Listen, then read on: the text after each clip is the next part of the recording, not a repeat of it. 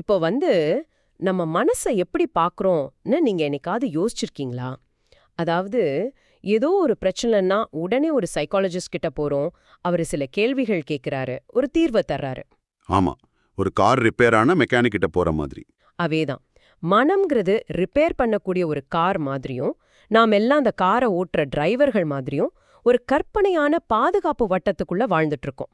அந்த பாதுகாப்பு உணர்வு தான் மனிதர்களுக்கு ரொம்ப பிடிச்ச ஒரு விஷயம். எப்படி சொல்றது? எல்லாமே ஒரு கட்டமைக்கப்பட்ட வட்டத்துக்குள்ள ஒரு லாஜிக்குள்ள இருக்கணும்னு நான் விரும்புறோம். ஆனா அந்த லாஜிக் வேலை செய்யாத போது என்ன ஆகும்? அந்த புள்ளி தான் நம்மளோட இன்றைய ஆழமான விவாதத்தோட தொடக்கம். இத கேட்டுட்டு இருக்கிற நீங்க கொஞ்சம் உங்க அன்றாட லாஜிக்ஸ் எல்லாத்தையும் ஓரம் கட்டிட்டு இத கேளுங்க. இன்னைக்கு நாம ஆராய போற ஆவணம் ரொம்ப ரொம்ப சுவாரஸ்யமானது. ஆமா, பல அதிர்வலைகளை உருவாக்குன ஒரு ரெக்கார்டு அது. கண்டிப்பா.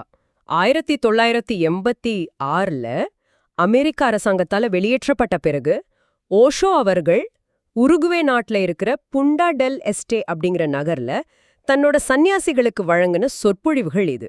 குறிப்பா சொல்லணும்னா பியாண்ட் சைக்காலஜி, அதாவது உளவியலை கடந்து அப்படிங்கிற தலைப்புல அவர் வழங்கின தொடர்ல இது 27வது உரை. இது ஒரு மிக முக்கியமான காலகட்டத்துல பேசப்பட்ட உரை.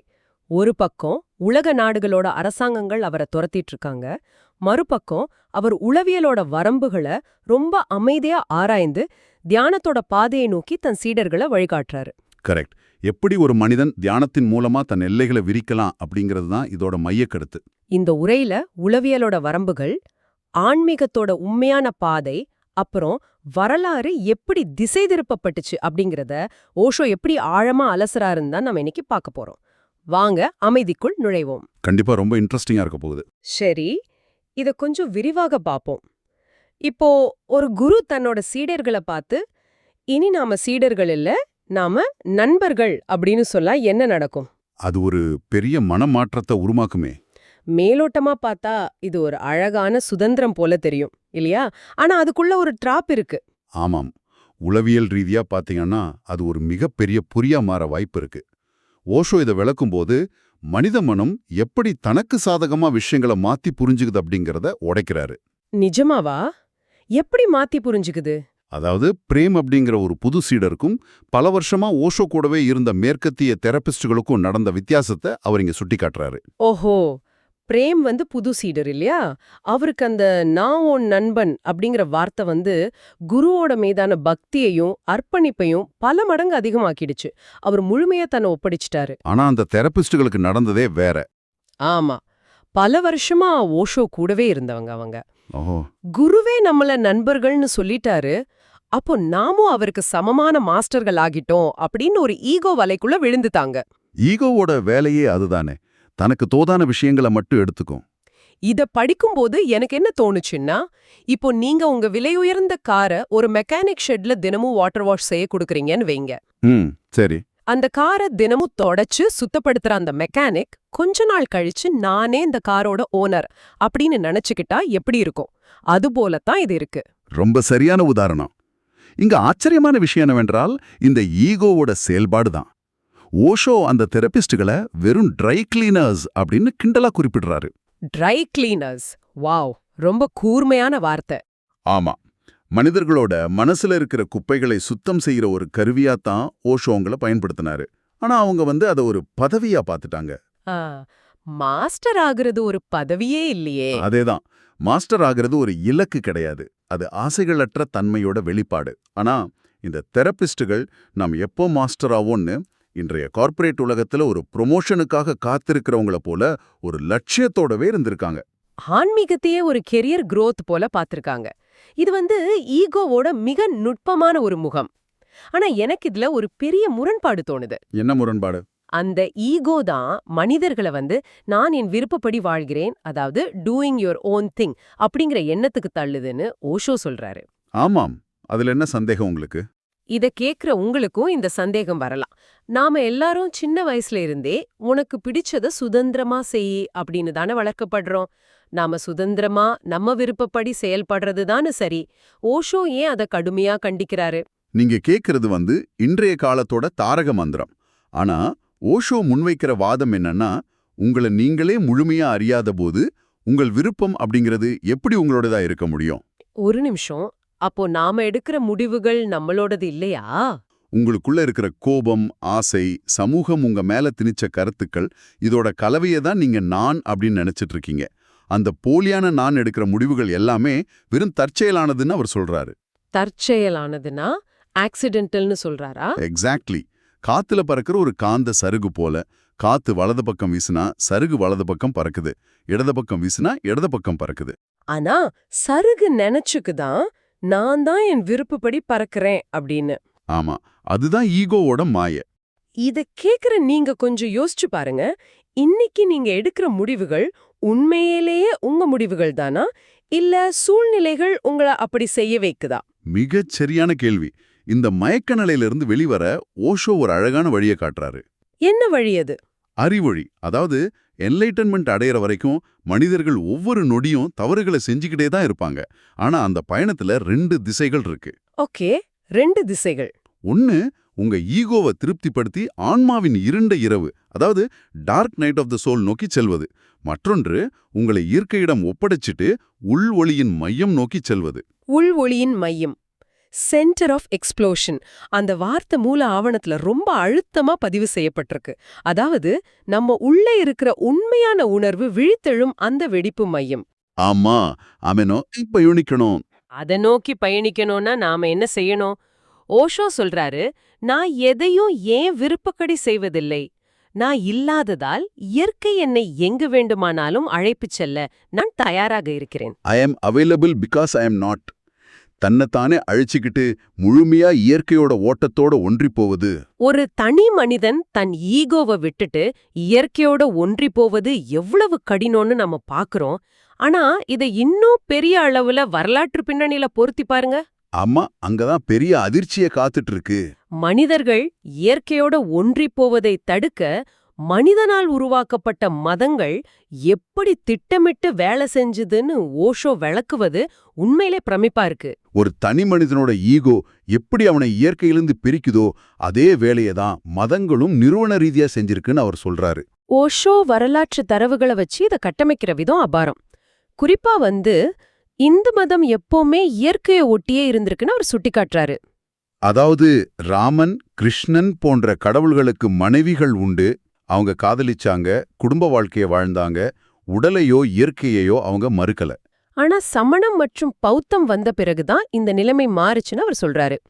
சுமார் 2500 வருஷங்களுக்கு முன் இயல்பா இருந்த இந்து மதத்துக்கு எதிரா உருவாக்கப்பட்டதுதான் அவை.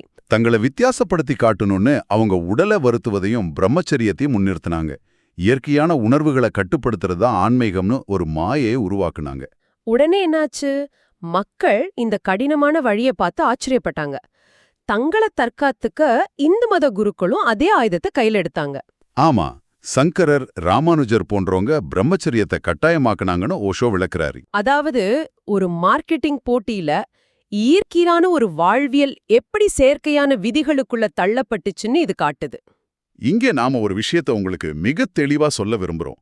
இந்த வரலாற்று மற்றும் மத ரீதியான கருத்துக்கள் முற்றிலும் ஓஷோவோட தனிப்பட்ட பார்வைகள். மூல ஆவணத்துல அவர் முன்வைக்கும் வாதங்கள் இது. கண்டிப்பா நாம எந்த மதத்தோட பக்கமும் சாராமலும் எந்த நம்பிக்கையும் விமர்சிக்காமலும் ஓஷோ எப்படி இயற்கையை மையப்படுத்தி இந்த வரலாற்று அணுகிறாருன்னு மட்டுமே உங்களோட விவாதிக்கிறோம். மனிதனால் உருவாக்கப்பட்ட விதிகளை தாண்டி இயற்கையே உண்மையான மதம் அப்படிங்கிற அவரோட மைய கருத்தை புரிஞ்சுக்கிறதா நம்ம நோக்கம். அது மிக முக்கியமான விளக்கம். ஏன்னா மனிதர்கள் எப்படிப்பட்ட வரலாற்றை கட்டமைச்சிருக்காங்கன்னு பாருங்க. ஓஷோ இயேசு கிறிஸ்துவ பற்றியும் ஒரு குறிப்பை பகிர்றாரு. ஆமா, அது ரொம்ப சுவாரஸ்யமான தகவல். இயேசு தனது 13 முதல் 30 வயது வரையிலான காலகட்டத்துல எங்க இருந்தாருன்னு பைபிள்ல குறிப்பு இல்ல. ஆனா அவர் அந்த நேரத்துல இந்தியா, லடாக், திபெத் போன்ற இடங்களுக்கு பயணிச்சு பௌத்த மதம் கத்துக்கிட்டாருன்னு சொல்றாரு. லடாக் மடாலயத்துல அதற்கான ஆவண குறிப்புகள் இன்றும் இருக்குன்னு ஓஷோ சொல்றாரு. வரலாற்றில் மறைக்கப்பட்ட பக்கங்கள் எப்போதுமே சுவாரஸ்யமானவை. மனிதர்கள் இயற்கையிலிருந்து எப்படி விலகிச் சென்றார்கள் அப்படிங்கிறதுக்கு மொழியும் ஒரு சாட்சியா இருக்கு. இங்கேதான் விஷயம் ரொம்ப சுவாரஸ்யமாக மாறுது. இந்து அப்படிங்கிற வார்த்தை எப்படி வந்துச்சுன்னு அவர் விளக்குற விதம் ஒரு அற்புதம். ஒரு உச்சரிப்பு பிழை எப்படி ஒரு உலகளாவிய அடையாளமா மாறுச்சுன்னு நீங்க கட்டாயம் தெரிஞ்சுக்கணும். சொல்லுங்களேன், அது எப்படி நடந்துச்சு? இந்தியா மீது படையெடுத்த ஹூணர்களால் சிந்து நதியோட எஸ் அப்படிங்கிற எழுத்த உச்சரிக்க முடியல. அதுக்கு நெருக்கமான ஹெச் அப்படிங்கிற ஒலியில தான் அவங்களால உச்சரிக்க முடிஞ்சது. ஓ, அதனால சிந்து நதிக்கரையில வாழ்ந்தவங்கள அவங்க ஹிந்து அப்படின்னு அழைச்சாங்களா? ஆமா, அது இத்துடன் நிற்கல.